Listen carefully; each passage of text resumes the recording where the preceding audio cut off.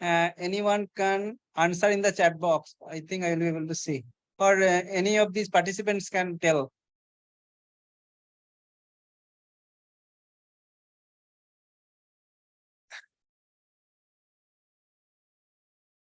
Any of these, Dr. Rupal, Dr. Sahitya, or Dr.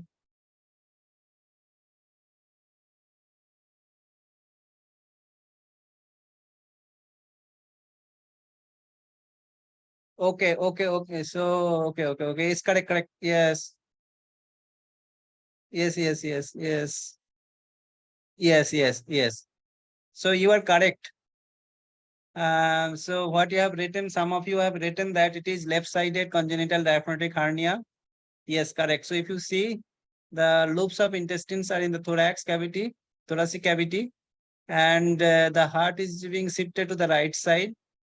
Yes, so it is left-sided diaphragmatic hernia. Now, can you say, someone can say how to explain the parents once it is diagnosed in utero? Means you can write in chat box also.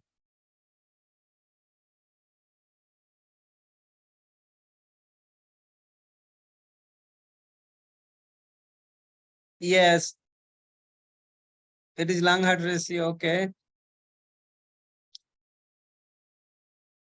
it can be operated. Okay.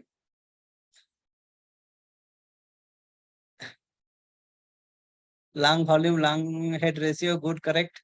Liver content, yes. Pulmonary hyperplasia, yes. So you are correct. So first is yes. So it is left or right sided. Then whether the content it contains liver or not, that is. And third thing, probably the diaphragmatic defect. So fourth is it associated with any other congenital malformation, especially like any heart problems? And then you have mentioned correctly. So if you can do a lung head ratio. So if it is less than 1, so that means it is poor. Or maybe total lung volume. So observed and expected lung volume, if it is less than 25%, the prognosis is poor. And then, so you can prognosticate. So after birth, what you can do? So once baby is born, after how will you manage? So just write 1-2 points in the chat box. Yes.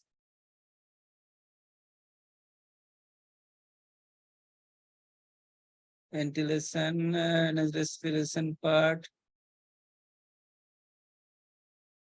After stabilization, intubate and ventilate. Okay.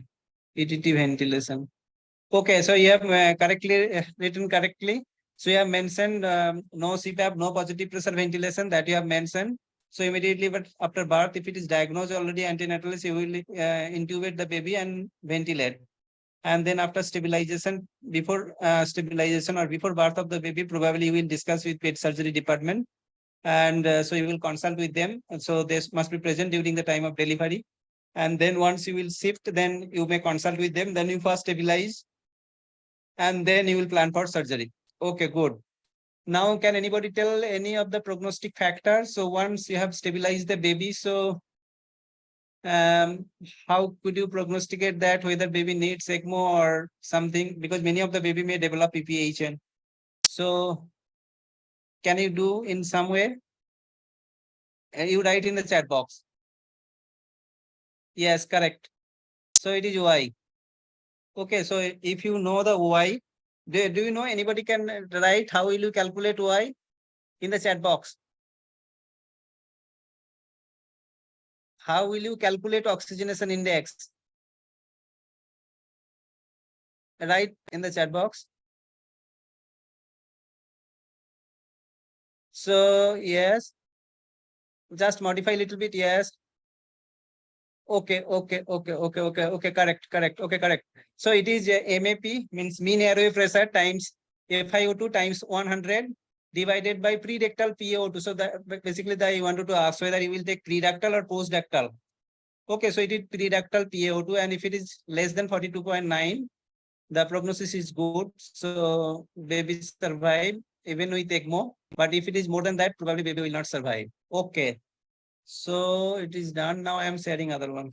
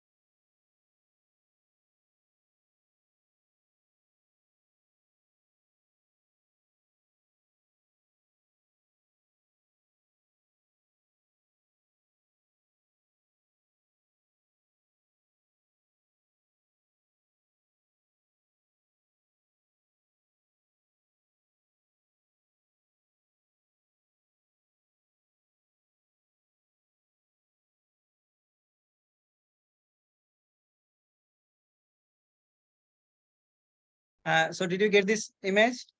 You please write in the chat box. So what is the diagnosis?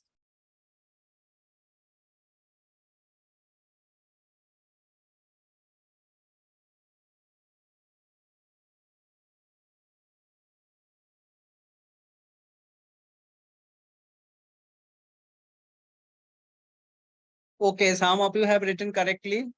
So it is not tracheoesophageal fistula, but it is pneumothorax. So yes, can you?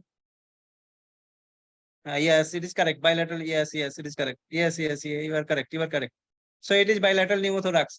So sometimes it may happen once you have started positive pressure ventilation, many of the premature baby may develop the pneumothorax. Okay, and other time also may develop. But question is how can you prevent? So you write in the chat box 1, 2, just point. How can you prevent?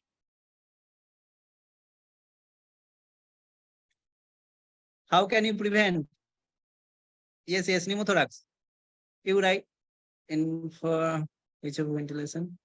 Adequate FIF, avoid PPV, optimum FIF. Okay, pressure check. Okay, so you have mentioned many points. So I am just asking.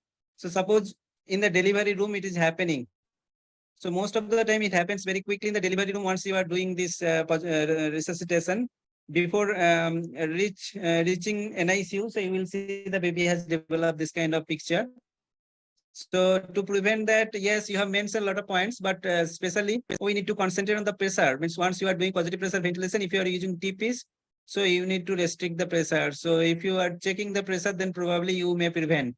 Okay. Good management, so I'm not going. So I'm sharing another one X-ray.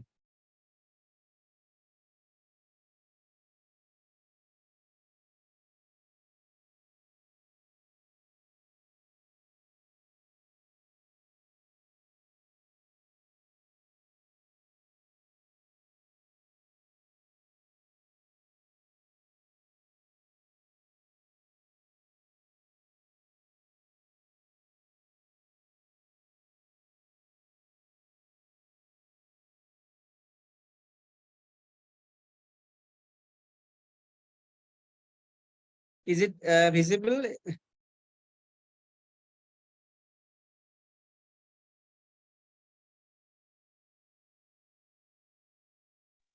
No, Dr. Tapas, it's not visible. It is not shared, na? No, no, it's not shared. Okay, I'm trying to share them.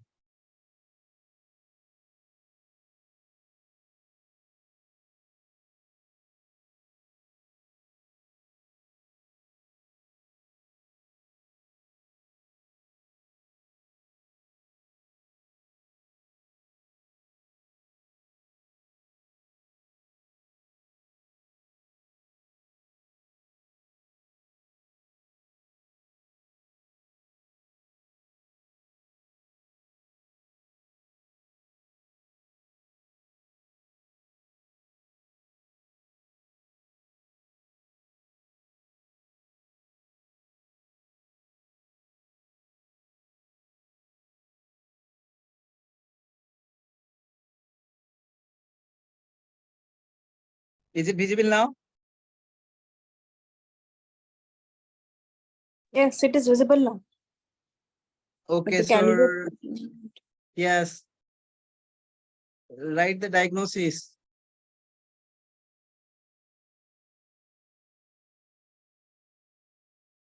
Yes, yes, yes, you are correct.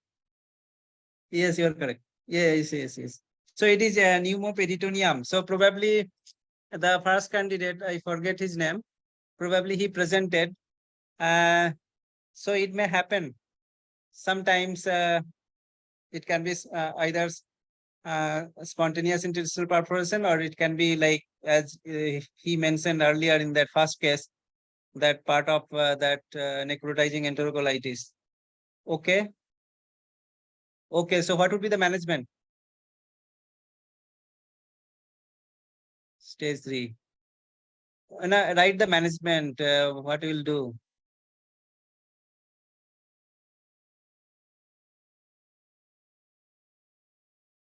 Surgery. USC maintain temperature. Yes, laparotomy. Yes, yes, yes. So I didn't understand what you mean to UAC something. I do not know. Yeah, so it is surgery. So if baby's condition is stable, then directly you can go for surgery. Okay, but if not stable, then some of you have mentioned clearly that glove drainage. Okay, correct. Okay, sir. Thank you, sir. Would you want to present anything else? No, thanks, Dr. Tapas. That was great. Some of the classical X-rays, we've seen a CDH, bilateral pneumothorax, massive pneumoperitoneum. So very